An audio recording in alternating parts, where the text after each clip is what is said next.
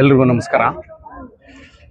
ಇವತ್ತು ನನ್ನ ಬರ್ತ್ಡೇ ಇರೋದ್ರಿಂದ ಅಂತಿಮ ಯಾತ್ರೆ ರಥ ಇದು ಯಾಕೆ ಕೊಡ್ತಾ ಇದ್ದೀನಿ ಈ ವರ್ಷ ಅಂದರೆ, ಸುಮಾರು ಇದೇ ಒಂದು ಯುವತಿಗೆ 5 ವರ್ಷ ಆಗಿದೆ.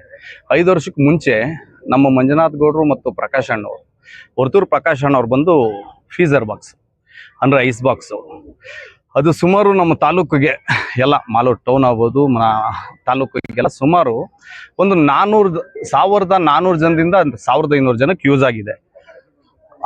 ಹಾಗಾಗಿ ತುಂಬ ಜನ ರಥ ಕೇಳ್ತಿದ್ರು.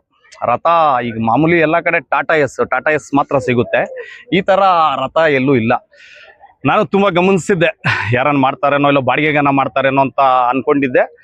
ಯಾರೋ ಮಾಡಿದ್ರು, ಒಂದು 4 ವರ್ಷದಲ್ಲಿ ಮಾಡಿದ್ರು. ಅದು ಸುಮಾರು 10,000 ಜನರು ಕೊಡೋಕ್ಕಾಗ್ತಿಲ್ಲ. 9,000 10,000 ಹೇಳಿದ್ರೆ ಕೊಡೋಕ್ಕಾಗ್ತಿಲ್ಲ.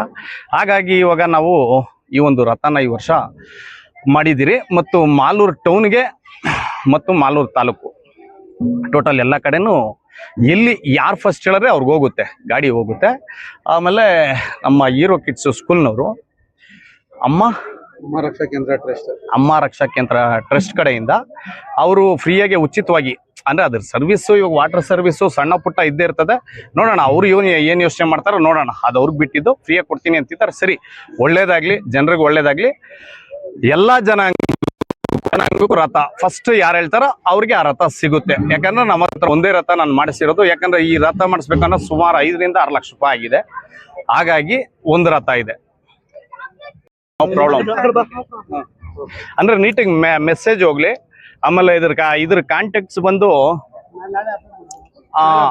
ಅದು ಕೊಡ್ತೀನಿ ಸಪ್ರೇಟಾಗಿ. ಸದ್ಯಕ್ಕೆ ನನ್ನ ನಂಬರ್ ಕೊಟ್ಕೊಳ್ಳಿ, ನನ್ನ ನಂಬರು ಇವ್ರ ನಂಬರ್ ಕೊಟ್ಕೊಳ್ಳಿ. ಇಲ್ಲಮ್ಮ, ಅದು ಕರೆಕ್ಟ್ ಆಗಿ ಮಾಡ್ತೀರಿ. ಅದು ಈಗ ಮೆಸೇಜ್ ಹೋಗಿದೆ ಅಲ್ಲ, 1 ನಿಮಿಷ. ಈಗಾಗಲೇ ಮೆಸೇಜ್ ಹೋಗಿದೆ. ನನ್ನ ನಂಬರ್ ಎಲ್ರಿಗೂ ಗೊತ್ತು, ತಾಲೂಕಲ್ಲಿ ಎಲ್ರಿಗೂ ಗೊತ್ತಿನ. ನಂದೀಶ್ ಅಂದ್ರೆ ಏನು ಟೆನ್ಷನ್ ಇಲ್ಲ, ಆರಾಮಾಗಿ ಫೋನ್ ಮಾಡ್ತಾರೆ. ಸದ್ಯಕ್ಕೆ ಕಳಿಸ್ಕೊಡ್ತೀರಿ, ಇವ್ರಿಗೆ ಫೋನ್ ಮಾಡಿ ಕಳಿಸ್ಕೊಡ್ತೀರಿ.